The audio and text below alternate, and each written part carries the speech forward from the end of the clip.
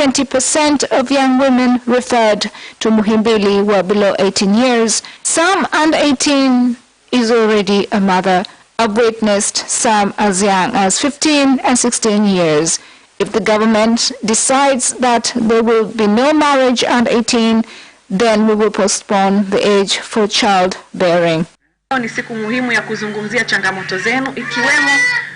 Today is a special day to speak about challenges, including not having enough maternity leave, which is a big challenge to employed women. But women not in employment should also speak of challenges that affect you and other women with premature babies. We've seen a lot of institutions here in Muhimbili who have a special partnership with various development partners, and because this issue is recognized internationally, we must work to build a network of friends and various stakeholders internationally who can work with us so we can benefit, be it technologically or through skill sharing, on how the care for the premature babies should be. More than 7,000 children at Kilimani and primary schools in Geita region used 13 classrooms to learn various subjects, with many of them forced to sit on logs and stones due to shortage of chairs and desks. The situation was witnessed at the schools when the pupils were doing their term examinations. With no desks, and when it rains, the roof leaks. Those with no desks get soaked. We've had to divide classes, standard 3 and 5. If this week they had morning classes, then the following week they come in the afternoon. Standard 4 and 6 also have a different session. In 1 week, only 2 classes attend school. Now, some residents in Tanga who have had their homes demolished to pave way for construction of a 50 kilometers road have complained on the amount of compensation paid, with many saying it was too meager.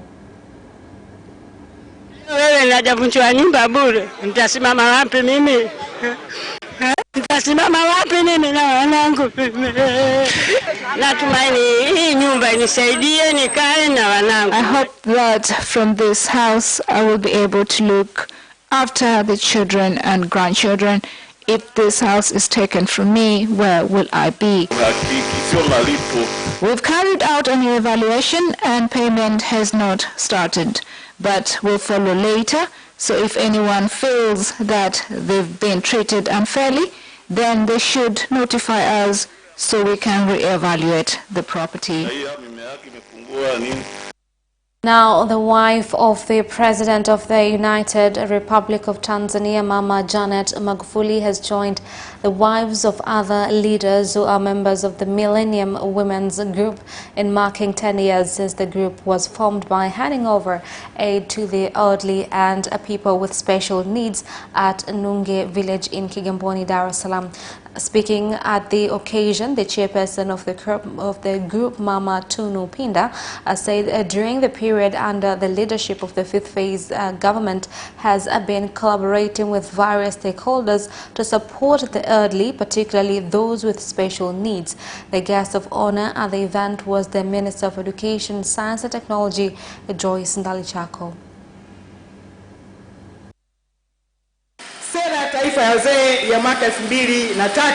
The national policy on the elderly of 2003 recognizes that the community has a right to protect and serve the elderly amongst us, as family setting can make the elderly feel that they too are part of the community, protecting them from stress brought by neglect. Therefore, care to the elderly is given to those who are not able, with no one to look after them, and this is a last resort.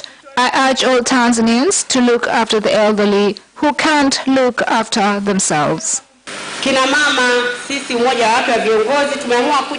We've decided to come today to visit Nunge Center, We understand that we will be old too someday, and we will also like to have someone visiting us when we are old. We recognize the government's efforts in protecting the rights of the elders, in provision of health insurance cards, and taking care of their daily needs. For the last 5 months, we've managed to carry out some renovation to some buildings, aided by the fifth phase government through Ministry of Health and Social Development. The government has also made it possible for the elderly to access food and shelter as well as health care. As the local government election draw near, Tanzania Women Network, which comprises of about 60 organizations, has unveiled its election manifesto, which identifies issues which Tanzanians would like to be addressed in order to bring about equality.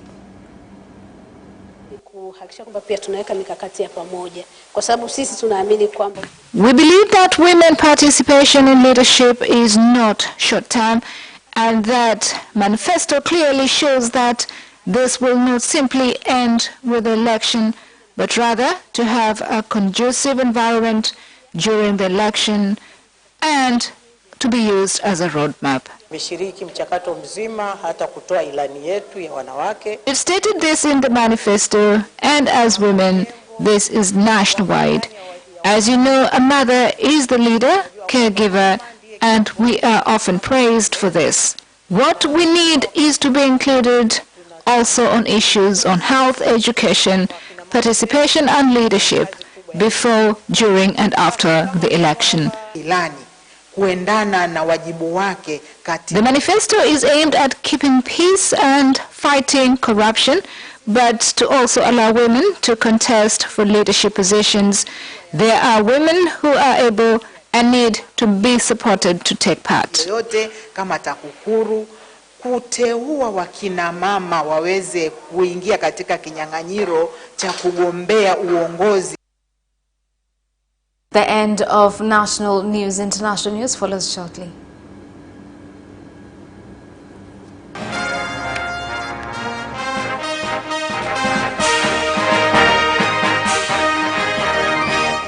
And in international news, President Uhuru Kenyatta of Kenya has urged leaders from the African continent to give more priority of focus on creating conducive environments which will enable the youth contribute to the development of their countries. President Kenyatta made the call during a forum on employment creation and youth empowerment in Nairobi. That we are at a historic moment of articulation. Our young people are bright. Our young people are eager. And I believe our young people are ready to stand up to be counted. So to answer the question of how do I see our young people today, I can say that truly I see them as potential saviors of our future generations. And I use the word potential cautiously because it is our duty as leaders today to unlock that potential by empowering our youth in order for them to effectively play their part. It follows, therefore, that our role as leaders today is threefold. We must equip our youth with the right educational tools to compete against their peers across the globe. We must also create a domestic environment for free enterprise to thrive and for jobs and opportunities to be created. But we must also ingrain in our youth a sense of African pride. The government of Burundi has proposed Kiswahili as among official languages to be used in the country. Kirundi and French are the national languages in Burundi. The proposal was presented at a ministerial meeting by the Minister of East African Affairs.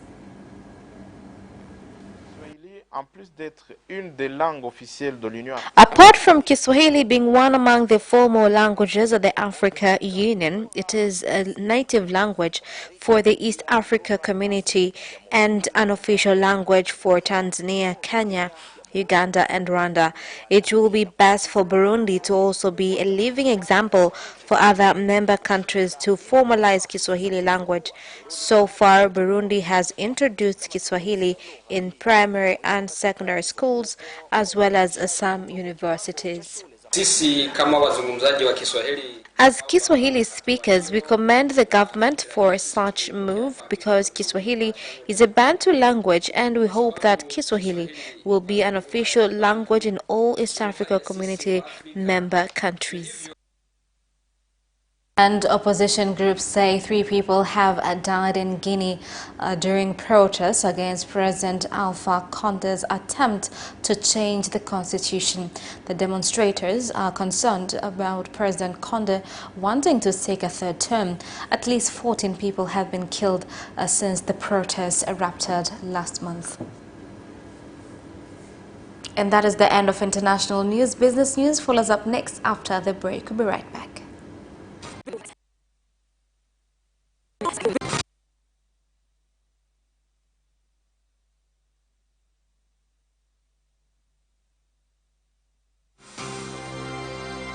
Watch Business Edition as we talk to business leaders and experts in sectors that are transforming Tanzania's economy. To be rich, I have to be a business person. It's not an easy road at all. People need to understand. You must quickly think how cost effective are you going to be. Business acts as a way in which it can bridge that gap. Business Edition will keep you informed on latest developments in the financial sector, extractive industry, tourism, agriculture, energy, construction, and so much more. Meet entrepreneurs who create employment opportunities. Watch Business Edition on Friday at 8:15 p.m.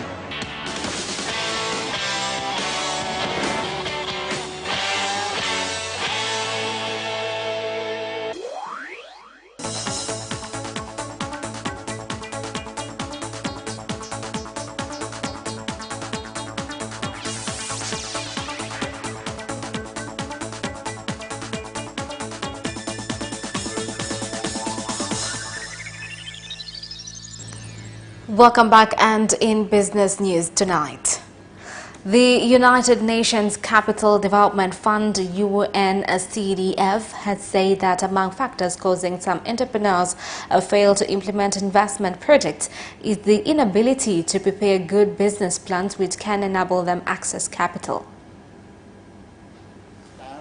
That was built in Kibaha, and there are 10 other projects that are being discussed. But the point about all of these projects is that they drive local economic development. Kigoma is one of the poorest regions of the country.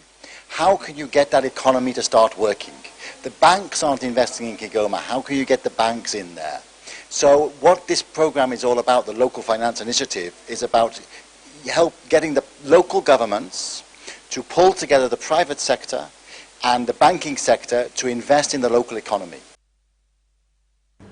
Keshana farmers from Tunduru district in Ruvuma region have called on the government to come up with a program which will enable agriculture experts go to the farmers and provide training on proper use of pesticides in order to control diseases which affect the cashew crop.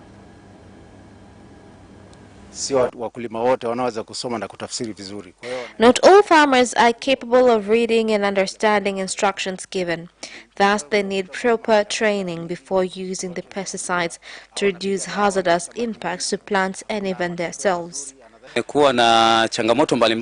are challenges that sometimes pesticide suppliers are not keen enough into products they sell.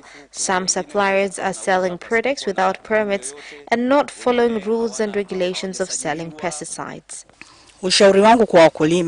My call to farmers, especially small-scale farmers, they should not buy pesticides in unformalized places like auctions, where most of the times at those places they sell pesticides with neither names nor expiry dates. The chairman of the Parliamentary Committee of Agriculture, Livestock and Water, Mahmoud Mgimwa, has advised agriculture stakeholders to also reach out to commercial farmers instead of focusing on small farmers in a few regions. He gave the advice during the agriculture fair at Abweri Agriculture Center in Musoma Municipal Mara region.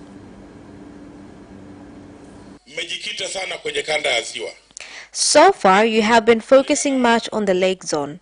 I urge you to expand your services to other parts of the country, since agriculture is the backbone of this nation and the country's direction is on industrial economy. Because of the impacts of mixed farming system, it should be introduced throughout the country because we are certain that there are chances of reducing costs as well as preserve environment. Through via agroforest, people will get an opportunity of being educated on this system. And that is the end of business news. Sports news comes up next.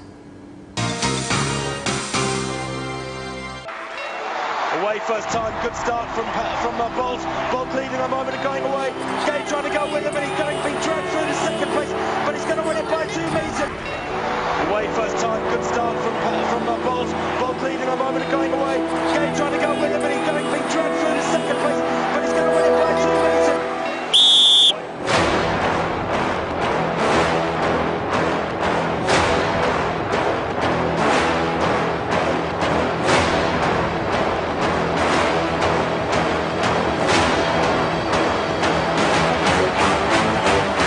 Opposition, Joaquinho, he did lose to Lynn.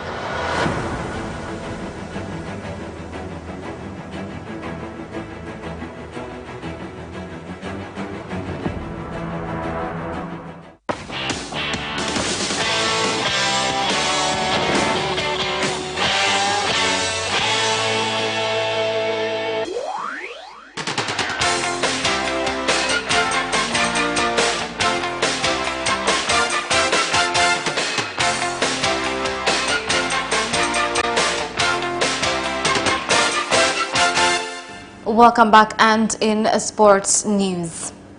Taifa Stars and Guinea-Bissau had an encounter earlier on where Silva and Salim Abubakar allowed Taifa Stars to earn 2 goals in the match where Guinea ended up leaving with 1 goal.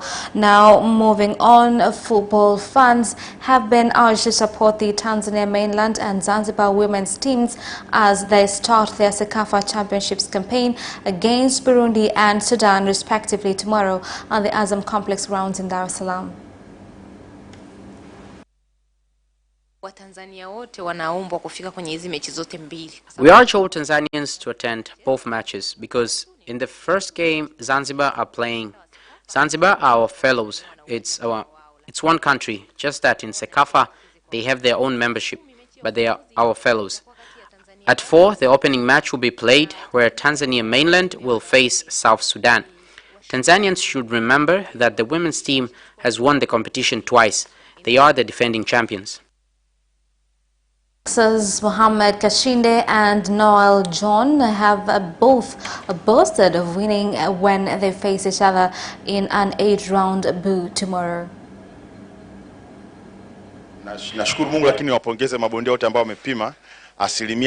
would like to congratulate the boxers since 98% of them qualified to the standards that were agreed upon with the promoter. It was only one boxer who had like 7 grams less and he came back perfect. So all the boxers made weight.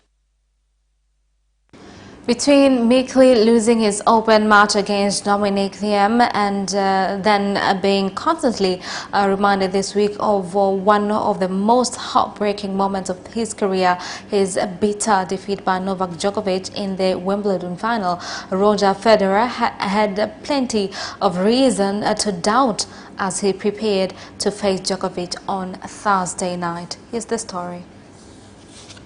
Produced a breathless exhibition of serving and aggression to reach the semi-finals of the ATP finals with a 6-4, 6-3 win. It ended a 4-match losing run against his great rival, his first win since 2015. It was a good day for tennis, Federer said, I'm sure to some extent, not because of Bet Novak, but the race for world number 1 was riding on the match as well, and the atmosphere in the building was very nice. Lewis Hamilton has said he wants to play a fundamental part in Formula One's ambitious and radical plans to address the climate emergency. Here are more details. For the environment clear and has committed to pursuing a sustainable lifestyle. The British driver, who goes into this weekend's Brazilian Grand Prix having won his 6th World Championship, believes Formula One faces a difficult challenge, but one on which he is committed to working. This week, Formula One announced its intention to reach a target of becoming carbon neutral by 2030. The plan, announced by Chase Carey, chief executive of the Formula One owner Liberty Media, is a major initiative for the sport, which undertook a comprehensive study of its environmental footprint over the past 12 months.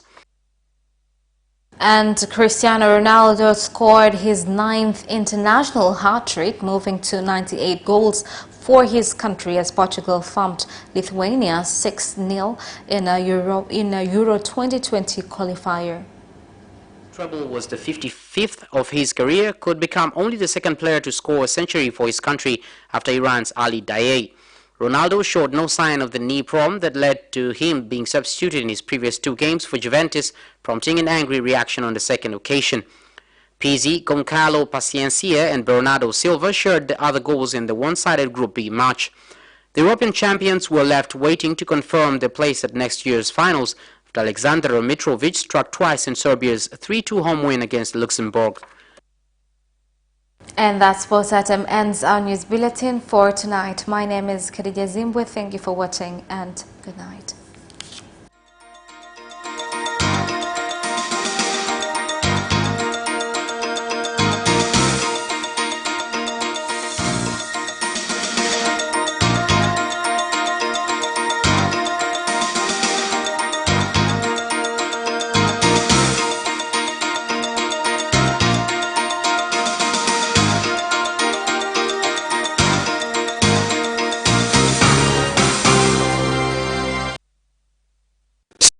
Unaweza kufuatilia matangazo ya ITV na Capital Television kupitia decoder ya Azam kama ifuatavyo: ITV channel 408, Capital Television channel 410, ITV Daima Super Brand Afrika Mashariki. Shangweka, shangweka, shangweka! Ni wakati wa kutambulika sasa. Harusi, send off, hafla za kidini, mahafali, unani, woka keki, wapishi, wapambaji, wapiga picha. Pata fursa ya kutangaza kazi zako. Ni kila Jumamosi saa 3 kamili usiku katika kituo chako bora cha ITV Super Brand Afrika Mashariki. Lete video ya sherehe yako iliyohaririwa kwa ubora wa picha na sauti inayoanzia dakika 5 kwa gharama ya shilingi 350,000. Kwa maelezo zaidi wasiliana na idara ya masoko ITV.